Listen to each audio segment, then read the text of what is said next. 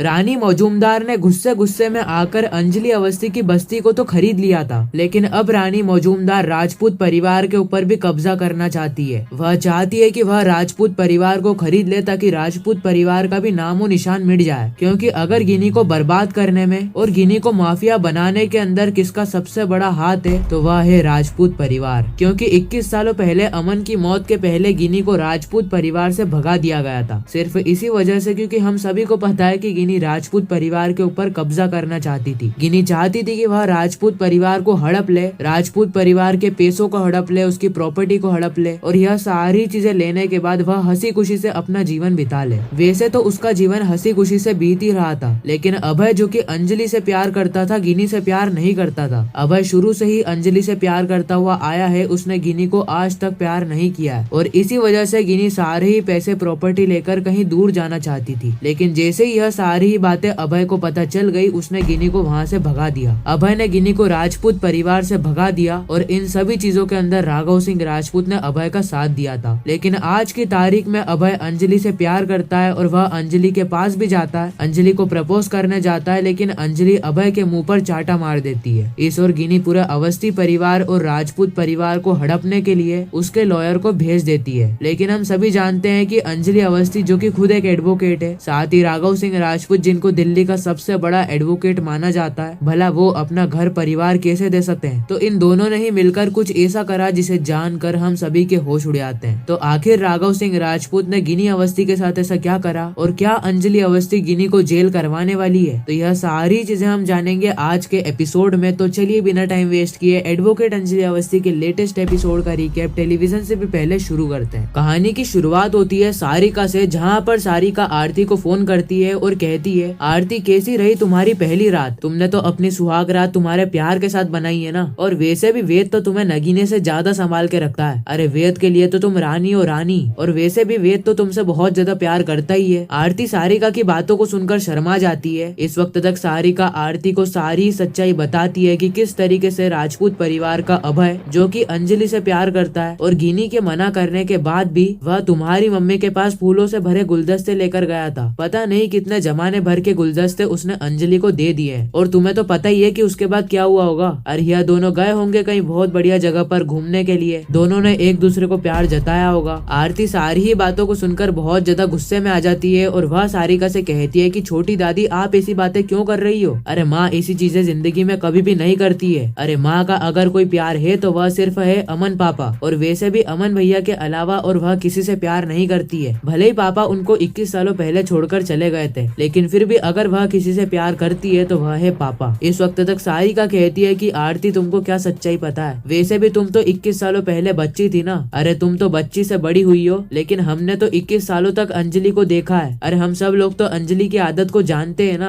अरे वह किस तरीके से बताती कुछ और है और दिखाती कुछ और है। अरे अंजलि को तो हम अच्छे से जानते हैं आरती, और वैसे भी तुमको तो अभी अभी यह सारी चीजों के बारे में पता चल रहा है। हम तो यह सारी चीजें 21 सालों पहले से जानते हैं। अरे 21 सालों पहले भी तुम्हारी मम्मी और अभय भैया यह दोनों ही एक दूसरे से छुप छुप कर मिला करते थे, एक दूसरे से प्यार करते थे, और यह सारी ही बातें 21 सालों बाद वापस से हो रही है। अरे आरती तुमको क्या पता है? आरती कहती है कि छोटी दादी मेरे सामने यह सारी ही बातें मत कीजिए। इतना ही कहकर आरती फोन को काट देती है। इस वक्त तक आरती की आंखों में आंसू थे। उसी वक्त वहाँ पर वेद आता है और वेद आरती से कहता है कि आरती क्या हुआ? आरती बताती है कि कुछ नहीं हुआ, चलो हम हमारी रसोई बनाते हैं। वेद कहता है कि आरती तुम्हारी आंखों में तो आंसू हैं। अरे तुम्हारी आंखों के अंदर आंसू कैसे आए? इस वक्त तक आरती सारी ही बातें बताती है कि वही घिसी पिटी बातें। छोटी दादी मेरे को फोन करके कह रही है कि मेरी मम्मी ऐसा कर रही है, वैसा कर रही है, मेरे को ताने मार रही है। अरे ये सारी चीजों से मेरा क्या लेना देना है? और वैसे भी मैं तो अपनी मम्मी को मम्मी मानती ही नहीं हूँ। वह सिर्फ मेरे लिए है एडवोकेट अंजलि अवस्थी जो कि मेरे लिए केस लड़ रही है, मेरे खिलाफ केस लड़ रही है। वेद आरती से कहता है कि आरती तुम यह सारी ही बातों को छोड़ दो ना। अरे तुम यह सारी ही बातों को याद करती हो तो तुम्हारी तबीयत खराब हो जाती है। चलो तुम यह सारी ही बातों को छोड़ो, हम हमारी रसोई का प्रोग्राम बनाते हैं। इस वक्त तक आरती और वेद दोनों ही रसोई बनाने के लिए जा रहे होते हैं, लेकिन वेद आरती से कहता है कि आरती तुम तो मेरे घर की लक्ष्मी हो, और वैसे भी अगर तुम पैदल चलकर रसोई तक जाओगी तो तुम्हारे पैर गंदे हो जाएंगे, इसलिए मैं तुम्हारी रसोई को स्पेशल बनाना चाहता हूँ। मैं तुम्हें खुद उठाकर तुम्हें रसोई तक लेकर जाऊंगा। हम साथ में मिलकर सब्जियां काटेंगे, खाना बनाएंगे और साथ में मिलकर खाना खाएंगे भी सही। और वैसे भी पति पत्नी साथ में मिलकर खाना बनाए यही तो असली रसोई है ना। इस वक्त तक आरती वेद की सारी ही बातों को मान जाती है और वेद और आरती सीधे निकल जाते हैं रसोई की तरफ। इस और हम देखते हैं पद्मा को, जहाँ पर पद्मा सारिका के पास आती है और सारिका से कहती है कि वाह सारिका वाह, अरे तुम्हारी यह जहरीली बातें आरती के दिमाग में भरकर तुम्हें बहुत ज्यादा मजा आ रहा होगा ना, और वैसे भी तुम्हें यह सारी ही बातें बोलने से मिलता क्या है, बस तुम एक माँ बेटी को लड़वाने का काम कर रही हो। अरे भगवान भी ये देख रहे हैं, भगवान तुम्हें कभी भी माफ नहीं करेंगे। इस वक्त तक सारिका पद्मा से कहती है कि मैंने गलत क्या बोला, अरे जो सच्चाई है मैंने वही तो बताई है ना। अरे अभय अंजलि से प्यार करता है, वह जमाने भर के गुलदस्ते लेकर अंजलि के पास गया था, भला इसमें गलत क्या है। पद्मा कहती है कि अंजलि दीदी अभी भी अभय से प्यार नहीं करती है और पहले भी नहीं करती थी, वह शुरू से अगर किसी से प्यार करते हुए आई है तो वह है अमन भैया। अमन भैया के अलावा अंजलि दीदी ने और किसी से भी प्यार नहीं किया है, और आप कह रही हो कि वह अभय से प्यार करती है। सारिका पद्मा से कहती है कि पद्मा वैसे तुम्हें क्या है, तुम तो इस परिवार की 2 कौड़ी की मेड हो ना। पद्मा कहती है कि मैं मेड नहीं हूँ, मैं इस परिवार की बहू हूँ, और वैसे भी एक बहू का फर्ज होता है कि वह परिवार की बड़ी बहू को सबक सिखाए, और वैसे भी तुम्हें यह सारी गंदी बातें करते हुए शर्म नहीं आ रही है। सारिका कहती है कि यह सारी बातें करके मुझे शर्म नहीं आ रही है, लेकिन वह अभय को शर्म आ रही है कि वह शादीशुदा होकर अंजलि के पास जा रहा है। इस वक्त तक वहाँ पर राघव सिंह राजपूत भी आ जाते हैं और वह भी पद्मा से कहते हैं कि पद्मा यह क्या तमाशा बना कर रखा है। सारिका राघव सिंह राजपूत को सारी ही बातें बताती है कि किस तरीके से वह सारी सच्चाई अंजलि को बता रही थी, लेकिन बीच में आकर पद्मा ने रोक दिया। और वैसे भी पद्मा को क्या लेना देना, वह तो 2 कौड़ी की मेड है ना। पद्मा कहती है कि मैं मेड नहीं हूँ, बल्कि मैं आरती की माँ जैसी हूँ। मैंने बचपन से आरती को पाला है, आरती को बड़ा किया है, आरती को अच्छी एजुकेशन दी है, आरती को अच्छी फैसिलिटी दी है ताकि वह बड़ी होकर एक अच्छी रिपोर्टर बन पाए, उसके सपने को पूरा कर पाए, उसकी शादी हो पाए। और आरती की शादी होने के बाद आरती के दिमाग में यह सारी गंदी बातें भर के तुम्हें क्या खुशी मिल रही है। और वैसे भी तुम तो इस परिवार की 2 कौड़ी की बहू हो, 2 कौड़ी की। अरे तुम्हारी इज्जत ही कौन करता है। और वैसे भी राजपूत परिवार में तो तुम एक शकुनी मामा की तरह काम करती हो ना। अरे तुम तो सभी को भिड़ाने का काम करती हो, सभी के बीच में आग लगाने का काम करती हो। और वैसे भी अगर तुम आग लगाने का काम करती हो तो ठीक है, फिर यह पद्मा भी क्या क्या करती है वह आपको आने वाले समय में पता चल जाएगा। उसी वक्त वहाँ पर अभय भी आ जाता है और अभय कहता है कि पापा जिसको जो कहना है ना कहने दो, लेकिन अगर मैं किसी से प्यार करता हूँ तो वह है अंजलि अवस्थी। इस वक्त तक राघव सिंह राजपूत भी अभय से कहते हैं कि अभय तू पागल हो गया है क्या। अभय कहता है कि मैं पागल तो हो चुका हूँ, लेकिन सिर्फ और सिर्फ अंजलि के प्यार में। इस और हम देखते हैं अंजलि की बस्ती में, जहाँ पर बस्ती के अंदर एक लॉयर आता है और वह अंजलि को एक इन्विटेशन कार्ड देता है। वह कहता है कि आपको गिनी सिंह राजपूत ने बुलाया है, क्योंकि गिनी सिंह राजपूत आपको एक बहुत अच्छा सरप्राइज देना चाहती है, और आपके लिए एक और कार्ड है। यह कार्ड आपको बताता है कि यह चौल अब हो चुकी है रानी मौजूमदार के नाम पर, और रानी मौजूमदार इस बस्ती को तोड़वा कर यहाँ पर शॉपिंग मॉल बनवाना चाहती है। यह कोर्ट का ऑर्डर है, और यह सारी चीजें टूटने के बाद यहाँ पर बहुत अच्छा शॉपिंग मॉल बनेगा, रेस्टोरेंट बनेगा, और यह सारी चीजें जगमगा उठेगी। अंजलि कहती है कि बताना जरा, अरे यह चौल कैसे खाली हो सकती है, अरे यह तो इलीगल है, अरे बस्ती के लोगों की परमिशन के बिना यह चौल खाली कैसे हो सकती है, और वैसे भी आपके पास लीगल पेपर कहाँ है। अंजलि को वह लॉयर लीगल पेपर भी दे देता है जहाँ पर कोर्ट के जज की साइन थी, और वहाँ पर लिखा हुआ था कि एडवोकेट अंजलि अवस्थी को यह चौल खाली करनी पड़ेगी। इस वक्त तक हम देखते हैं कि अंजलि के भी होश उड़ जाते हैं। उसी वक्त अंजलि के पास गिनी का फोन आता है, और गिनी अंजलि से कहती है कि कैसा लगा सरप्राइज, और वैसे भी अभी तो मैंने तुम्हारी बस्ती को खाली करवाया है, लेकिन अब जल्द ही मैं पूरे राजपूत परिवार को, अवस्थी परिवार को खाली करवा दूंगी, पूरे राजपूत परिवार के अंदर आग लगा दूंगी। खैर इसी के साथ यह एपिसोड भी यहीं पर ही खत्म हो जाता है। बाकी आने वाली कहानी बहुत ही ज्यादा इंटरेस्टिंग होने वाली है। बाकी मैं मिलता हूँ किसी नेक्स्ट इंटरेस्टिंग रिकैप के साथ, जब तक के लिए गुड बाय।